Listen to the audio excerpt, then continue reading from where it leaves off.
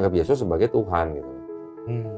Ya, kalau kita baca, jangan kita baca terjemahan ya. Iya. Kalau kita baca terjemahan, ditulisnya di terjemahan Tuhan Yesus, terjemahannya Tuhan Yesus. Tapi kalau dari kata aslinya, Paulus ini sebenarnya tidak pernah menyebut Yesus sebagai Theos gitu. Tapi selalu menggunakan kata kurios. Kata kurios memang bisa dua arti. Bisa digunakan untuk manusia sebagai Tuhan, bisa juga digunakan sebagai Tuhan tapi dalam konotasinya ke Tuhan gitu. Kayak kata Gusti lah. Iya. Ya, Gusti Pangeran, Gusti Allah itu juga kan bisa kedua-duanya. Tapi ketika menjadi bahasa terjemahan, setiap ada kata kurios untuk Yesus selalu diterjemahkan dengan Tuhan. Oke. Ya, mungkin zaman dulu kata Tuhan dan kata Tuhan dulu maknanya sama. Tapi kalau sekarang gimana? Itu sangat menyambung dengan podcast kita sebelumnya yang ada kata teks Tuhan menjadi Tuhan itu ya. Nah itu. Jadi yang dulu mungkin artinya sebenarnya untuk Tuhan, tapi yang sekarang karena maknanya sudah berbeda, tapi kok masih pakai kata Tuhan. Itulah yang menjadi rancu. Iya. Ya. Itu menjadi Tuhan. Lalu ditanya, Pak, jadi waktu Yesus berumur 3 tahun, lalu dia sekolah atau 4 tahun, dia jalan, Mami. Saudara bisa bayangkan, Yesus yang kita sebut adalah Tuhan, waktu berumur 3 tahun seperti apa kira-kira rupanya Yesus? Lalu ditanya oleh orang ini yang datang khusus dari Malaysia. Lalu Pak Manurun, waktu Yesus digendong oleh Maria, mohon maaf untuk wanita-wanita, waktu Yesus disusui oleh Maria, apakah dia Tuhan? Bayangkan, Tuhan mana yang perlu disusui oleh ibunya? Itu sebabnya saya Ustadz Moko Ginta nanya gini, kalau Yesus itu Tuhan, kok bisa waktu umur 12 tahun dia hilang? Maria waktu di Bait Allah, Yesus hilang, ya kan? Lalu Maria bilang, kawan-kawan, Tuhanku hilang. Kalau saudara baca Injil, ditanya, Tuhan mana yang bisa hilang? Tuhan yang bisa hilang, bukan Tuhan. Waduh. Lalu Pak, waktu Yesus 5 tahun, dia mungkin sekolah. Orang Yahudi pasti sekolah, tapi sekolah namanya bukan PAUD atau TK kayak kita sekarang. Mereka sekolah di sinagog, pengujinya rabi-rabi Yahudi. Pertanyaannya gini, waktu Yesus umur 5 tahun, dia pulang dari sekolah, karena Yesus itu Tuhan, kan dia pasti maha tahu. Benar tak? Halo?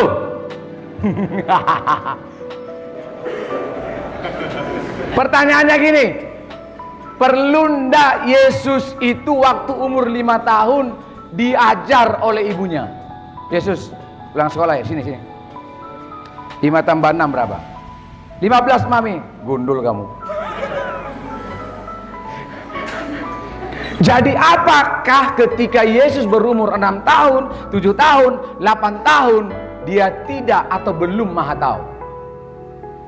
Itu sebabnya kalau Bapak Ibu baca literatur yang ditulis oleh orang liberal,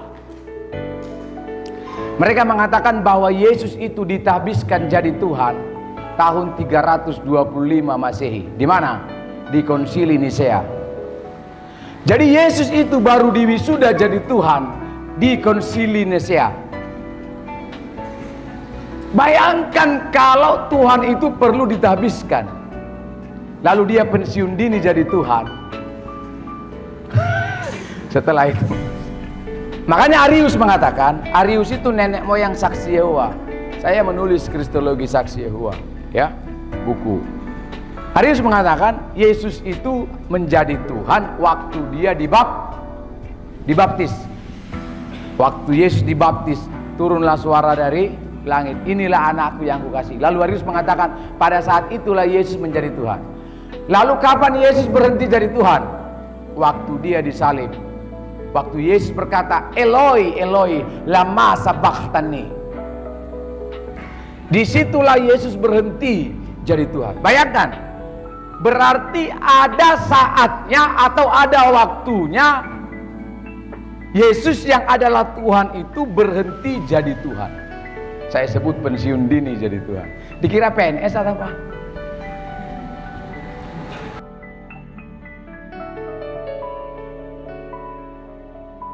Itu adalah bunyi dari Yohanes 1 ayat 1. En arche hen hologos kai hologos hen prostonteon kai theos hen hologos. En arche pada mulanya, hen hologos telah terus menerus berlangsung adalah firman, kai hologos hen prostonteon, dan firman itu telah terus menerus berlangsung bersama dengan Allah, God. Lalu dalam teks asli, kai theos hen hologos, dan Allah lah firman itu. Sejak kapan logos itu jadi Allah, jadi Tuhan? En arche pada mulanya. Kata en arche dalam Yohanes 1 ayat 1 itu serasi dengan Kejadian 1 ayat 1. Bereshit bara Elohim. Pada mulanya Allah menciptakan langit dan bumi. Kapan? Jangan tanya saya tanggal berapa. Pada mulanya.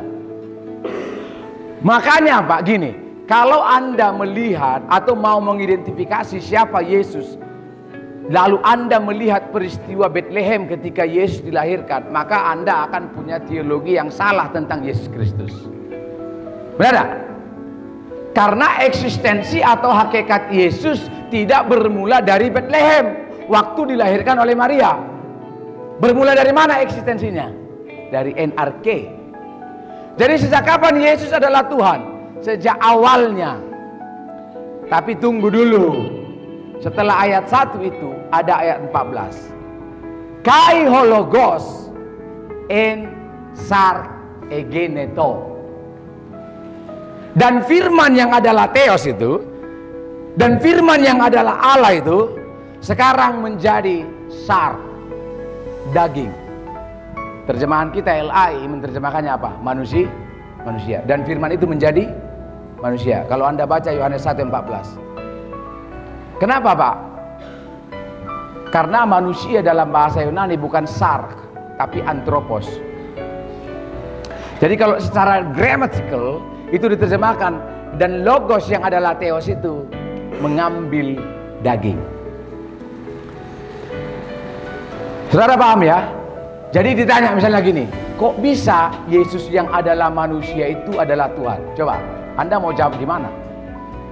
Kok bisa Yesus yang adalah manusia jadi Tuhan? Yuk, pertanyaannya salah.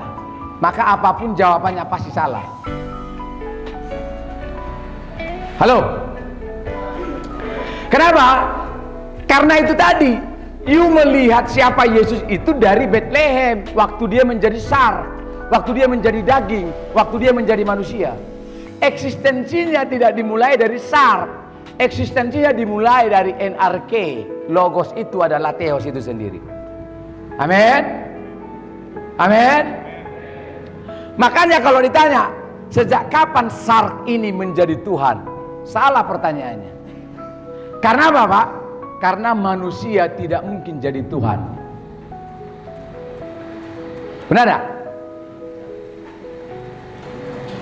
Tapi logos yang adalah theos mengambil rupa dalam bentuk daging, bisa enggak? Allah atau Tuhan menyatakan diri dalam bentuk daging, bisa enggak? Bisa. Kenapa saya bilang itu adalah mission possible? Itu adalah sesuatu yang mungkin. Dalam perjanjian lama Tuhan sudah banyak melakukan, menyatakan dirinya dalam bentuk-bentuk yang lain. Benar tak? Contoh, dalam Kejadian misalnya, waktu Allah menampakkan diri kepada Abraham, dalam bentuk apa Allah menyatakan diri? Dalam bentuk manusia, 3 orang. Benar tak? Waktu Abraham di bawah pohon tarbanting, lalu Allah ingin menampakkan diri, menyatakan diri kepada Abraham, itu dalam bentuk manusia. Dikasih makan lagi sama Abraham. Waktu Allah menampakkan diri kepada Musa dalam bentuk semak belukar. Waktu Allah memimpin orang Israel 40 tahun di padang gurun dalam bentuk tiang awan dan tiang api. Kalau Allah bisa menyatakan diri dalam bentuk semak belukar, Allah bisa menyatakan diri dalam bentuk 3 manusia, Allah bisa menyatakan diri dalam bentuk pelangi dan seterusnya. Apa susahnya Allah menyatakan diri dalam bentuk sar? daging. Yang tak terbatas bisa membuat dirinya terbatas. Tapi yang terbatas, manusia, tidak bisa membuat dirinya tak terbatas. Benar tak? Yang lebih tinggi bisa merendahkan diri, tapi yang rendah nggak bisa jadi tinggi. Contoh, saya ini punya anak. Anak saya 3 tahun. Saya kalau ketemu dengan anak saya bisa kekanak-kanakan, Pak. Wow, Christopher, how are you, Chris? Wow, wow. Lalu kita main kayak anak-anak. Tapi karena apa? Saya lebih tinggi, maksudnya kualitas kehidupan saya lebih tinggi, bisa membatasi diri. Tapi anak saya tidak bisa kedewasa-dewasaan. Bisa enggak? Lalu dia tiba-tiba dia gini, Daddy, we have a plan. Kita punya rencana 20 tahun lagi dari sekarang. Dia tidak bisa lakukan itu. Benar tak? Ya. Nah, itu sebabnya kalau Anda ditanya, kok bisa orang Kristen menyembah manusia sebagai Tuhan? Gundul kau. You nggak tahu, kami ini menyembah Tuhan yang mengambil rupa dalam bentuk daging.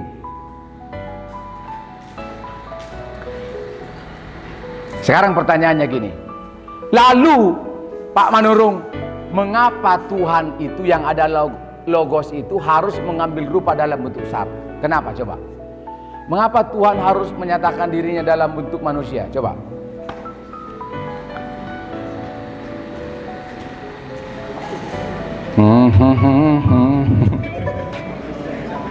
Kenapa?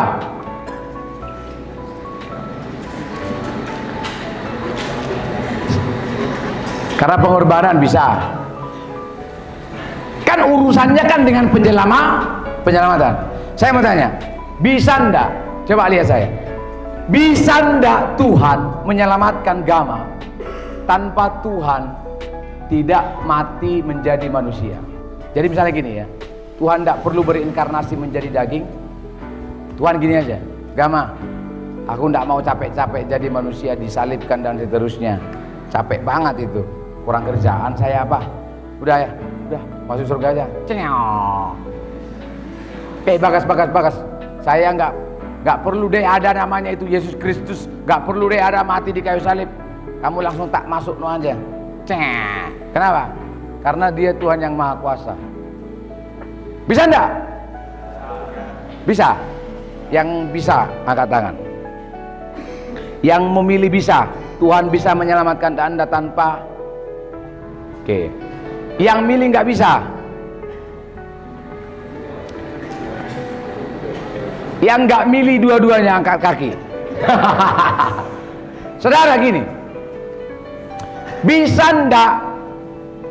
Coba lihat. Bisa ndak Tuhan? Karena kadang-kadang kita salah mendefinisikan Allah yang Maha Kuasa itu. Bisa ndak Tuhan menciptakan batu yang sangat besar sampai dia nggak bisa angkat batu itu? Sekali lagi, Anda cara lihat saya nggak enak banget deh.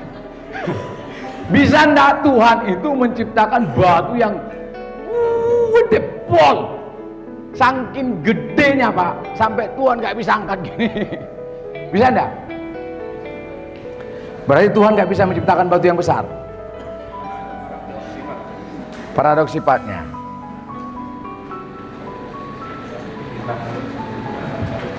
Bisa enggak Tuhan melanggar janjinya? Bisa enggak Tuhan melanggar hukumnya? Gak bisa. Makanya Pak, Tuhan yang kita sembah itu adalah Tuhan yang Maha Kuasa, tapi dibatasi oleh sifat-sifatnya. Benar tak? Jadi Tuhan tidak bisa memasukkan Anda ke surga tanpa ada peristiwa salib. Kenapa? Coba lihat. Sejak awal Tuhan sudah buat undang-undang dasar. Kalau undang-undang dasar kita bisa diamandemen, bisa diubah. Tuhan gak mungkin mengubah undang-undangnya. Kenapa? Karena rencananya kekal. Gak mungkin ada yang salah. Bisa, apa tadi? Tuhan sudah buat undang-undang. Apa undang-undangnya? Setiap dosa itu, obat penawarnya hanya satu. Apa? Korban. Korban. Dan itu sudah dibuat dalam perjanjian lama, Pak. Sejak awal. Contoh, waktu Adam jatuh dalam dosa, ada cawan, ada darah. Sejak saat itu setiap ada dosa harus ada korban, ada dosa harus ada korban, ada dosa. Jadi nggak bisa misalnya ya orang Israel berdosa lalu mereka berbuat baik, nggak bisa. Kenapa? Kalau you berdosa urusanmu dengan Tuhan, kalau you berbuat baik urusanmu dengan sesama. Paham maksudnya? Jadi you urusannya dengan Tuhan, tapi kau selesaikan dengan sesama, bisa enggak? Nggak bisa. Paham maksudnya? Ya? Maka Ibrani 9 ayat 22. Kalau ada yang bawa Alkitab, tolong satu orang bacakan. Ibrani 9 ayat 22. Ibrani 9 ayat 22. Ibrani 9 ayat 22. Satu orang tolong. Gamal coba. Yang pegang mic. Ibrani 9 ayat 22. Nah, ini bukti atau ini alasan mengapa harus ada peristiwa salib. Coba. Ya, Ibrani 9 ayat 22. Dan hampir segala sesuatu disucikan menurut hukum Taurat dengan darah, dan tanpa penumpahan darah tidak ada pengampunan. Tidak ada pengampunan tanpa ada penumpahan darah. Itu sudah aturan Allah sejak awal, bro. Makanya gini, makanya Tuhan tes. Cara ngetesnya gimana? Di perjanjian lama dicobalah. Kalau ada orang berdosa, ada namanya dosa korban penghapus dosa, korban penghapus kesalahan, korban pendamaian, korban ucapan syukur, korban dan seterusnya. Ada 5. Dicobalah sama Tuhan. Oh, korban itu harus yang tak bercacat. Kalau dia kaya, maka dia harus mengorbankan kambing jantan. Kalau dia setengah kaya, dia harus korbankan kambing betina. Kalau seperempat kaya, saudara, dia bisa korbankan burung. Kalau miskin, dia bisa persembahkan tepung. Sudah dibuat oleh Tuhan. Tapi saudara tahu masalahnya, semua korban itu tidak ada satupun yang sempurna dan memuaskan. Karena semua sudah berdosa. Maka Tuhan yang adalah Logos NRK itu, yang adalah Theos itu, harus mengorbankan dirinya. Karena hanya dia yang tak bercacat. Contohnya gini loh. Kalau kita semua ada di dalam penjara, siapa yang bisa membebaskan kita? Masa sama-sama orang yang di dalam penjara mengeluarkan? Tak keluarkan kamu ya dari penjara. Orang yang bisa membebaskan orang yang di dalam penjara adalah orang yang di luar penjara. Semua orang berdosa, tidak ada yang layak. Nah, masalahnya gini, kalau dia Logos yang adalah Theos mengorbankan dirinya, bisa enggak? Bisa enggak? Enggak bisa. Mau dikorbankan apanya? Wong Theos itu roh. Mau tangkap apanya? Mana? Mana salibkan. Roh itu tidak bisa dilihat, tidak bisa dijamah, tidak bisa dihitung, tidak bisa diraba, tidak bisa disaksikan. Maka jalan satu-satunya harus ada ayat 14. Ayat 1, enarkehen hologos, kai hologos en prosonteon, kai theos en hologos. Firman itu adalah Allah itu sendiri. Dan ini tidak bisa dikorbankan. Maka perlu ayat 14. Kai hologos hen sark egineto. Maka yang disalibkan itu, Pak, bukan kealahannya, tapi sarknya. Ini yang bisa mati. Ini yang bisa mati. Jadi Tuhan tidak pernah mati, Pak. Yang bisa rusak itu adalah sarknya, fisiknya. Tapi eksistensi Allah tidak rusak. Itu sebabnya kalau Yesus bisa berdarah, bukan berarti Allah itu juga ikut berdarah. Kalau Yesus mati dan dikuburkan, bukan berarti Allah ikut dikuburkan. Wah, repot itu kalau sampai Tuhan terkubur. Saya kasih contoh lagi. Seperti tadi saya katakan, saya kan menulis buku. Pikiran dan seluruh isi hati saya tulis dalam buku. Oke? Maka ini adalah pangeran. Lalu nanti dibawa ini. Bisa enggak nanti itu rusak atau koyak? Bisa. Tapi apakah isinya pangeran yang ada di dalam situ ikut koyak? Enggak kan? Seluruh firman yang ada di dalam situ, Pak, ada di sini. Tapi ini bisa koyak, bisa dibuang dan seterusnya. Enggak masalah. Jadi kalau teman-teman di luar sana nanya saya, kok Yesus itu adalah Tuhan kok bisa mati? Ini ilustrasi atau cara saya menyampaikan gospel. Oke? Jadi Tuhan tidak pernah mati, gundul.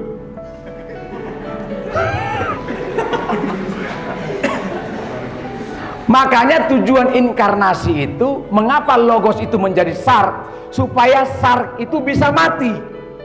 Karena kalau Logos yang adalah Theos itu tidak berinkarnasi, maka tidak bisa mati. Maka gini Pak ya, sekarang kita harus merevisi istilah Allah menjadi manusia. Benar enggak?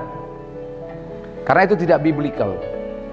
Begini, kalau Nini Pelet menjadi wanita cantik, Nini Peletnya ada enggak? Hilang. Karena Nini Peletnya sudah jadi wanita cantik. Saya kasih ilustrasi kedua. Kalau anjing menjadi kucing, anjingnya tetap ada enggak? Karena anjingnya sudah jadi kucing. Kalau kucing jadi tikus, kucingnya masih ada enggak? Karena kucingnya berubah jadi tikus. Kalau Allah menjadi manusia, Allahnya masih ada enggak? Enggak ada, karena Allah sudah jadi manusia. Kan tadi bilang hilang. Kalau Allah enggak. Hilang juga. Tapi Alkitab Pak membuat rumusan yang menurut saya brilliant. Apa? Ayat 14 tadi. Dan Theos itu menjadi Sark. Maka Sark itu Pak, N Sark, N itu preposition dalam bahasa Yunani. Sark itu flesh, daging, di dalam daging. Artinya apa? Allah itu mengambil. Makanya Filipi 2 ayat 6 sampai 7. Dan dia mengambil rupa. Kata mengambil dalam bahasa Yunani itu dari kata labon. Kata dasarnya itu lambano. Bukan lambemo ya. Lambano. Lambano itu dalam bahasa Inggris checking, mengambil. Makanya inkarnasi itu adalah peristiwa di mana Logos yang adalah Theos menambahkan Sark dalam dirinya tanpa mengurangi ketuhanannya. Sekali lagi, Sark itu artinya di mana Allah atau Logos menambahkan kemanusiaan dalam dirinya tanpa mengurangi nilai keilahiannya, ketuhanannya. Itu sebabnya sekarang kita punya yang namanya Yesus yang adalah Tuhan tapi juga manusia. Lihat di ayat 1, Yohanes 1 ayat 1, Logos yang adalah Theos itu apa gelar-gelarnya? Allah, Yahweh, Elohim, Adonai, Allah yang Maha Kuasa. Maka Yesus kalau secara Logos dia Maha Kuasa enggak? Iya, gelarnya Tuhan kan, gelarnya Allah, gelarnya Yahweh, gelarnya Elohim. Dia Maha Kuasa, dia Maha Tahu. Tapi waktu dia menjadi Sark, gelarnya berbeda lagi. Apa gelarnya? Nabi, Imam, Rasul, anaknya Maria, anaknya Yusuf, keturunan Daud, anak manusia. Dia menjadi guru, dia menjadi nabi, dia menjadi apa saja. Waktu dia menjadi Sark, dia nggak Maha Tahu, dia nggak Maha Kuasa. Makanya waktu Yesus hidup Pak, dia gondrong, dia terbatas. Makanya dia lapar. Gini lihat ya. Kalau dari segi Logosnya dia nggak perlu makan, dari segi Sarknya dia perlu makan. Dari segi Logosnya dia nggak perlu beribadah, dari segi Sarknya dia perlu beribadah, dia perlu berdoa. Makanya teman saya, ustadz-ustadz itu tanya, Papa Dorong, kalau Yesus itu adalah Tuhan, kok dia berdoa? Kok dia beribadah? Tuhan mana yang berdoa kepada Tuhan? You nggak tahu masalah, you nggak bisa membedakan antara logos dan sark. Itu masalahnya. Halo? Itu sebabnya waktu dia menjadi sark, dia perlu diajar oleh Maria. Kalau saudara baca Matius, dan Yesus bertumbuh besar dan semakin besar hikmatnya, bertambah hikmatnya. Benar tidak? Tapi dari segi logos, dia maha tahu. Dia sumber segala ilmu, dia nggak perlu belajar.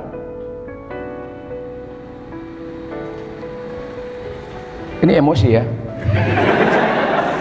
Nah, saya kalau sudah dapat pertanyaan itu, saya bersyukur banget. Karena ini waktunya saya advance the gospel. Benar? Ini kesempatan saya untuk memberitakan siapa itu Yesus. Dan luar biasa. Makanya Pak, murid-murid sendiri itu kebingungan untuk melihat siapa Yesus. Satu kali Yesus teskan murid-murid. Apa kata Yesus kepada murid-murid? Jadi Yesus kumpulkan murid-murid. Bartolomeus, Yakobus, Andreas, sini. Lalu Yesus cek, seperti ujian UTS. Menurutmu siapakah aku? Karena sudah 3 tahun mereka bersama-sama. Benar tak dalam Injil itu? Lalu ada yang berkata, oh kamu ini Nabi Elia, kamu itu Henok, kamu itu Musa. Semuanya fail. Lalu Petrus berkata, kamu itu anak Allah yang hidup, Mesias. Yesus bilang, oh kau betul kali kau. Tapi yang datang itu bukan dari kau, dari Bapa itu. Artinya Petrus juga sebenarnya dia nggak paham gitu loh. Itu sebabnya kalau saudara baca Injil baik-baik, berulang kali Yesus katakan kepada murid-muridnya, hai angkatan yang kurang percaya. Ya, karena murid-murid juga ragu, ini siapa tuh sebenarnya? Saya kasih contoh. Satu kali waktu Yesus membangkitkan orang mati, Injil mencatat murid-murid tercengang-cengang dan heran, siapakah gerangan orang ini? Benar tak? Dalam imajinasi saya, 12 murid itu saudara, nanya-nanya mereka, sebenarnya siapa tuh guru kita ini? Ini anak Allah ini, karena orang mati dibangkitkan, dosa orang diampuni, hanya Tuhan yang bisa mengampuni dosa. Kayaknya anak Allah ini, kayaknya anak Allah, dahsyat nih. Tapi Pak, waktu mereka makan bareng, makan siang, murid-murid lihat, loh, foto sama kita, sama dengan kita. Manusia biasa. Karena apa? Mereka lihat Yesus makan lah. Waduh, ini bukan anak Allah ini. Ini bukan anak Allah yang hidup ini. Ini manusia biasa kayak kita. Jadi mereka bimbang mereka. Besoknya Pak, waktu mereka naik perahu, Yesus hardik itu angin dan badai. Benar tak? Waktu ada angin sakal, Yesus bilang, stop. Berhenti. Berhenti. Kalau saudara baca peristiwa itu, murid-murid bingung. Siapakah gerangan orang ini sampai angin dan badai dan alam pun tunduk kepada dia? Benar tak? Mereka mulai berpikir, kayaknya ini anak Allah. Anak Allah ini, anak Allah. Thomas dengan Andreas itu saudara, Yakobus dan Yohanes itu saudara. Kak, kayaknya guru kita ini anak Allah loh ini. Sampai alam saja tunduk kepada dia. Jadi mereka 12 kayaknya anak Allah ini, anak Allah. Waduh, waktu mereka tidur, mereka lihat Yesus ngorok tidur. Wah, nggak anak Allah ini, manusia biasa kayak kita. Karena ngoroknya sama dengan kita. Manusia biasa. Besoknya lagi saudara, Tuhan melakukan mujizat. Mereka juga berkata, ini kayaknya anak Allah. Waktu mereka lihat Yesus mandi, manusia biasa kayak kita. Itu sebabnya waktu tes oleh Yesus, Menurutmu siapakah aku? Tidak ada yang lulus tes. Karena mereka juga tidak mengenal sebenarnya secara utuh. Kapan murid-murid mengenal Yesus secara utuh? Ketika Yesus naik ke surga. Benar tak? Ketika Yesus naik ke surga, murid-murid hidupnya luar biasa. Nah, jadi tidak mungkin saudara bisa masuk surga dengan cara berbuat baik. Kenapa? Karena desain Allah dari awal, dosa itu obat penawarnya hanya satu, korban. Urusan Anda berbuat baik, urusannya dengan manusia, ya. Coba kematian Kristus dan maknanya. Nah, kemudian saya ditanya, Pak Manurung, gini loh, kalau Yesus itu mati di salib, itu kebetulan aja Yesus mati di salib. Kan kalau kita kan mengatakan Yesus mati di salib untuk menebus dosa kita, benar tak? Itu kan hanya di gereja itu kita bicarakan. Begitu Anda keluar dari gereja, Anda akan menemukan banyak literatur yang akan membuktikan bahwa kematian Yesus itu tidak bermakna apa-apa untuk penebusan dosa.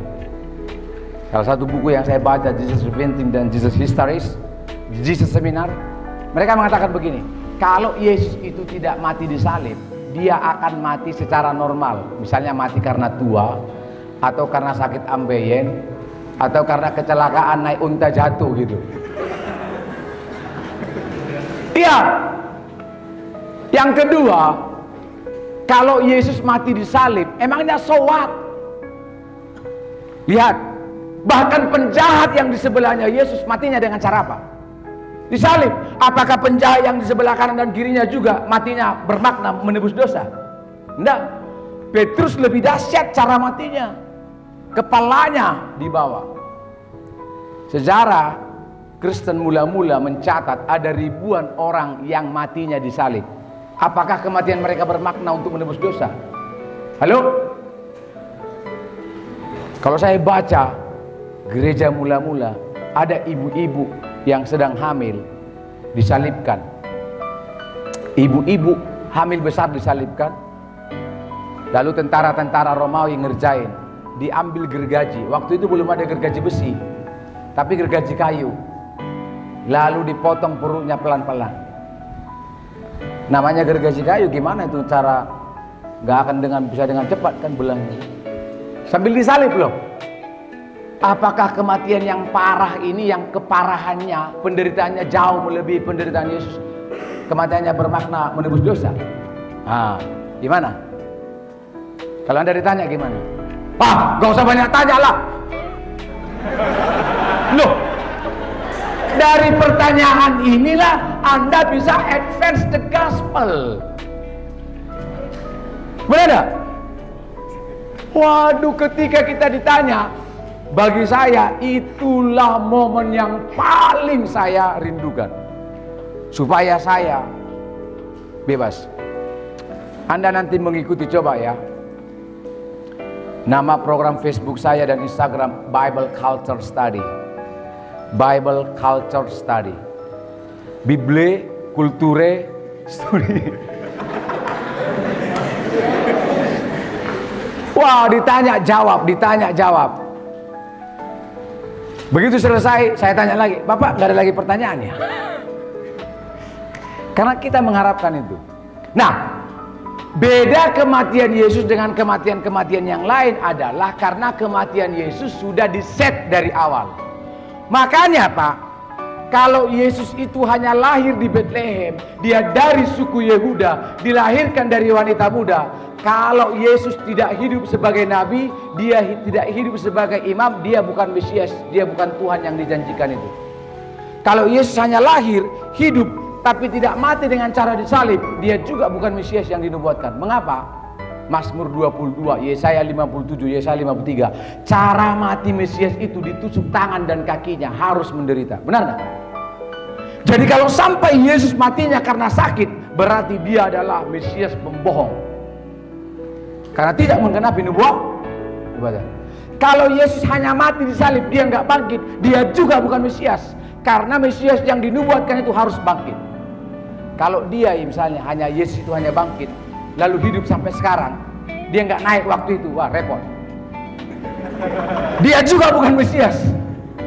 Bayangkan Yesus, misalnya dia bangkit ya, lalu hidup sampai sekarang, dia buat KKR di Medan, dia buat KKR di Manado, repot itu. Karena itu Yesus jauh sebelum dia mati, Pak, dia sudah bilang anak manusia akan menderita tapi akan naik pulang ke surga di mana sebelumnya dia berada. Benar? Lalu banyak simbol-simbol yang memperlihatkan bahwa kematiannya adalah kematian yang menebus dosa. Amin. Jadi kematiannya memang harus dimaknai sebagai kematian untuk mengampuni dosa. Sekarang saudara, coba diklik mempercayai. Bagaimana Anda mempercayai? Coba lihat.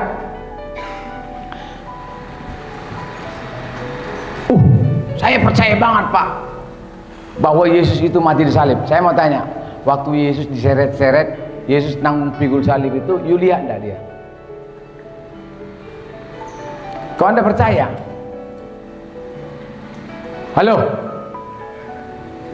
Pernah ketemu dengan Yesus waktu dia disalib? Enggak.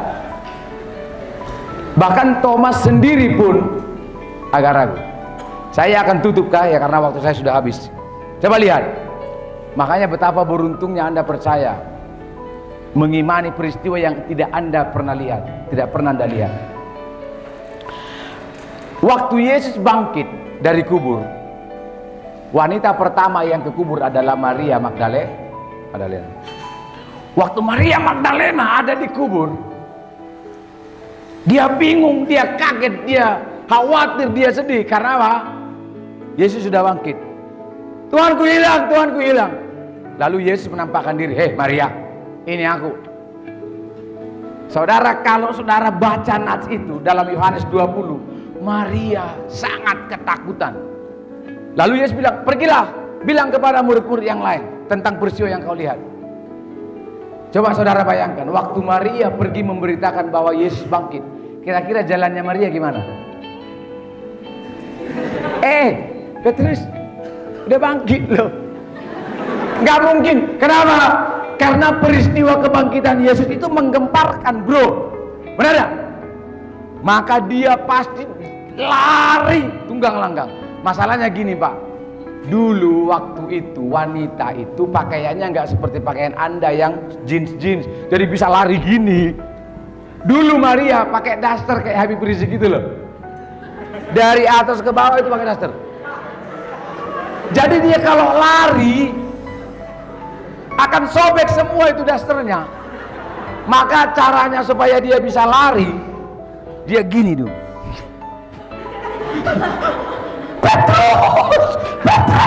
Petrus, Thomas, udah bangkit guru gitu. Dia lari aja, dia lari. Karena itu peristiwa yang menggemparkan. Masalahnya gini, waktu dia ketemu Thomas, Maria sudah capek. Thomas, sudah bangkit guru kita, sudah bangkit. Thomas bilang gini, sebelum kucucukkan tanganku ke bekas lambungnya yang ditusuk, sebelum kucucukkan tanganku ke kakinya yang disalibkan, dipaku, sekali-kali aku tidak percaya. Lalu Maria bilang, beneran dia sudah bangkit. Maria, ojo ngono tak, kata Thomas. Gak percaya aku, kata Thomas. Yesus tahu. Makanya dalam Yohanes 20 apa isi dari Injil? Yohanes 20 ayat 28, maka tiba-tiba Yesus menampakkan diri kepada Thomas. Lihat ya, lihat. Thomas tidak perlu mencucukkan tangannya ke bekas lambungnya. Thomas tidak mencucukkan tangannya ke bekas kakinya yang disalib, yang dipaku, seperti janjinya kepada Maria, benar enggak? Sebelum kucucukkan, Thomas langsung bilang begini, ya Tuhanku dan Allahku. Yohanes 20:28. Pernyataan Yesus yang menarik. Apa pernyataan Yesus? Thomas! Kalau Yesus itu orang Medan, kira-kira gini dia ngomong. Thomas, kau ini ya, waktu tadi kau tidak lihat aku, kau tidak percaya loh. Maria sudah bilang aku bangkit, kau tidak percaya. Setelah kau lihat aku ini kan, baru kau percaya. Lalu koma, berbahagialah Gama yang tidak melihat tapi percaya. Berbahagialah Pak Nur yang tidak melihat tapi percaya. Lalu sebenarnya jawaban Yesus itu adalah jawaban yang menyinggung. Thomas, percayamu itu percaya kampret. Karena kau lihat baru kau percaya. Kata berbahagia, Pak, itu dari kata makarioi, diberkatilah. Siapa maksudnya Yesus? Sampean-sampean ini yang nggak melihat peristiwa itu tapi percaya. Benar tidak? Maka ini anugerah yang luar biasa. Nah, sebenarnya waktu yang memisahkan kita, tapi saya sangat semangat ingin menyampaikan beberapa hal ya. Jadi intinya pusat dari Injil itu adalah keselamatan. Keselamatan di dalam apa? Yesus. Kok bisa manusia jadi Tuhan? Manusia nggak pernah mungkin jadi Tuhan. Oke ya? Tapi ada dasarnya. En archein ologos kai hologos en postuntun dan seterusnya. Logos yang adalah theos itu menambahkan kedagingan.